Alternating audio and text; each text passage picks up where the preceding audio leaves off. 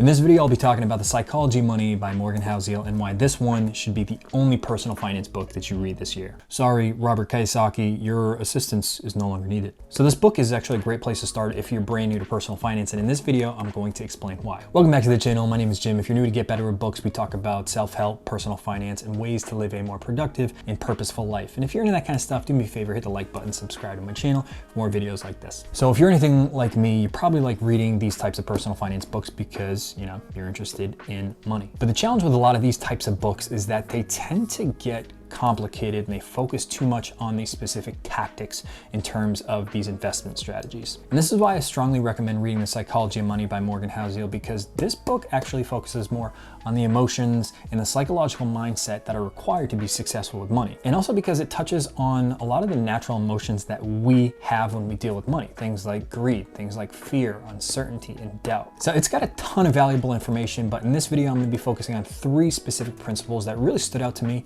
and things that I think will help you immediately when it comes to managing your money successfully. Starting off at number 1 is the idea that no one is crazy. So we start off with a basic human principle that all of us have different perspectives. So each of us come from different generations. We come from different parents who come from different socioeconomic situations who teach us different things on how they think the world operates. While someone on one hand might think it's perfectly fine to put almost their entire life savings into GameStop options or AMC stocks, a lot of other people might think that's actually insane. The point here is that some people make crazy decisions with their money, and that's just based off of the limited amount of information that you receive up until that point into your life. So take a young Mike Tyson in his prime, for example. I mean, this dude made literally hundreds of millions of dollars due to his successful boxing career and ended up going bankrupt after spending all of it on parties, mansions, crazy cars, and yeah, some exotic pets. To most of us, we can look at that and say, yeah, I mean, that's probably not the best way to spend your money. But to a young Iron Mike, someone who grew up poor,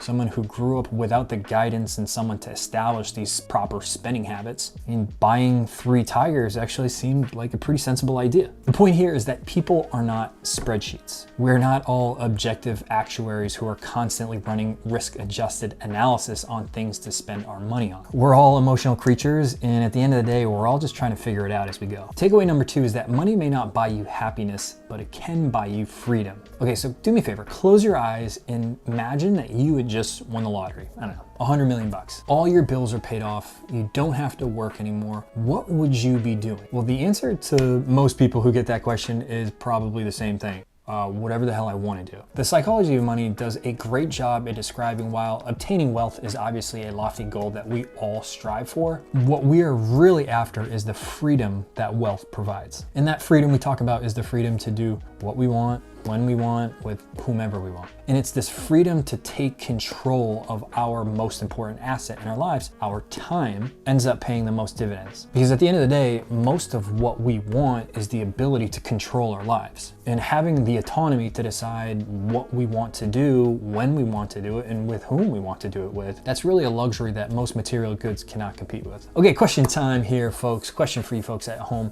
What is the best personal finance advice that you've ever received? This could come from a parent, this could come from a book, it could come from a colleague. I want you to answer down below in the comment section the best finance advice that you've gotten.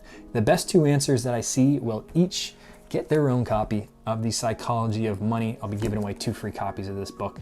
Fantastic book. Why not share the wealth?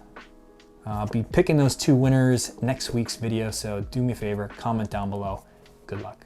And last but not least, takeaway number 3 is the risk of taking financial advice from other people. And out of all the lessons that I got from this book, this one stood out as the most relevant, just given the current state of social media that we're all engaged in. From the meme stocks to new cryptocurrency and altcoins, and now we're talking about NFTs.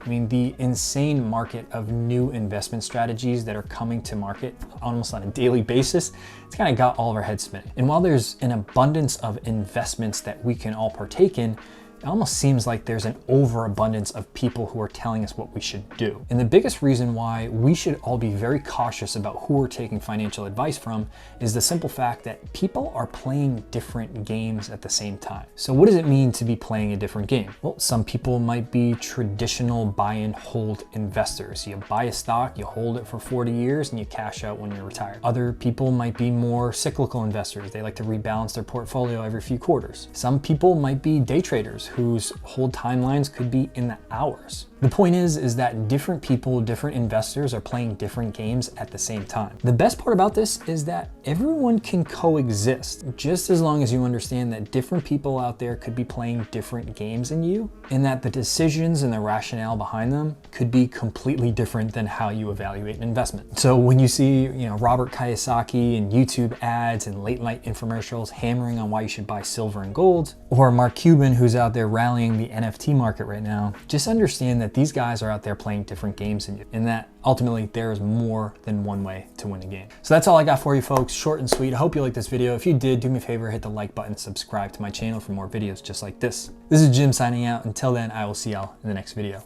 Peace.